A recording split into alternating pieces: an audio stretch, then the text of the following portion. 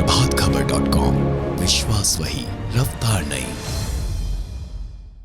हरितालिका तीज पर माता पार्वती और भगवान शंकर की विधि पूर्वक आपको पूजन पाठ करना चाहिए। दोनों की मूर्ति होनी चाहिए। इस व्रत की पूजा विधि इस प्रकार है।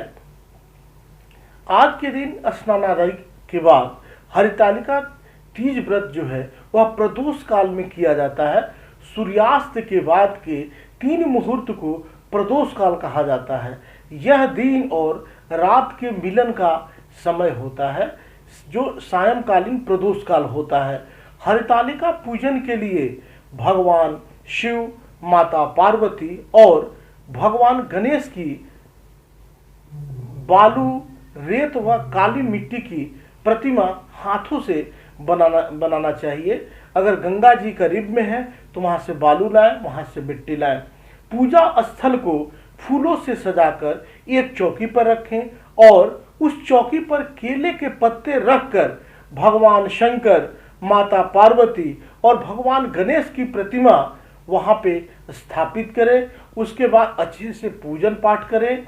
इसके बाद देवताओं का आवाहन करते हुए भगवान शिव, माता पार्वती और भगवान गणेश का जो है षोडशोपचार पूजन करें। पूजन करने के पश्चात निश्चित रूप से सुहाग की पिटारी में सुहाग की जितनी सारी वस्तुएं होती हैं वह रखकर माता पार्वती को चढ़ाना चाहिए। इस व्रत की मुख्य परंपरा है। इसमें शिव जी को धोती और अंगोछा चढ़ाया जाता है। यह सुहाग सामग्री सास के चरण स्पर्श करने के बाद ब्राह्मणी और ब्राह्मण को दान देना चाहिए। दान करने से सभी ग्रह हमारे अनुकूल होते हैं और सौभाग्य की प्राप्ति होती है। इस प्रकार पूजन के बाद कथा सुने और रात्रि का जागरण करें। आरती के बाद सुबह माता पार्वती को सिंदूर चढ़ाएं और ककड़ी, हलवे का भोग लगाकर व्रत जो है इस दिन दूसरे दिन खोलें। यह है हरितालिका व्रत की पूजा की सामग्री। यह सामग्री आप पहले से ही एकत्रित कर ले, जिसमें बिल्व पत्र, समी पत्र, केले का पत्ता, धतूरे का फूल, फल, अकवन का फूल, तुलसी, मंजरी, जनेऊ, नाड़ा, वस्त्र, सभी प्रकार के फल एवं फूल, पत्ते, फूलहरा, प्राकृतिक जो फूलों से सजा हो वह होना चाहिए। इस व्रत में सुबह स्नान के बाद भगवान शिव, पार्वती की पूजा का पूर्ण विधान है। पूरे दिन भजन गाया जाता है, भोले शंकर के स्तोत्रों का पाठ किया जाता है, उनके मंत्रों का जप किया जाता है और हरितालिका व्रत की कथा सुनाई जाती है। कुछ राज्यों में महिलाएं पार्वती जी की पूजा करने के पश्चात लाल मिट्टी से स्नान करती हैं। मान्यता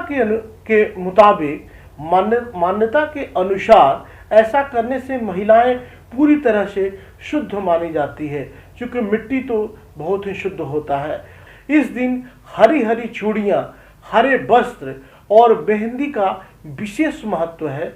इस दिन जो है महिलाएं सुहाग का प्रतीक मानकर मेहंदी लगाती हैं। इसकी शीतल तासीर प्रेम और उमंग को संतुलित करती हैं। इसलिए इस दिन महिलाएं मेहंदी जरूर लगाती हैं और अपने हाथों में अच्छे ढंग से मेहंदी लगाती हैं। ऐसा माना जाता है कि मेहंदी भावना को नियंत्रित करता है।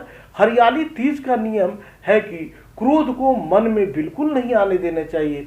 जरा सा भी क्रोध मन में नहीं लाना चाहिए। मेहंदी का औषधीय गुण इसमें महिलाओं की मदद करता है, महिलाओं को बिल्कुल शांत चित्त रखता है। सुहागन महिलाएं प्रकृति की हरियाली को अपने ऊपर ओढ़ लेती हैं। नई दुल्हनों को उनकी सास उपहार भेजकर आशीर्वाद देती हैं। आशीर्वाद में सभी चीज की प्राप्ति होती है।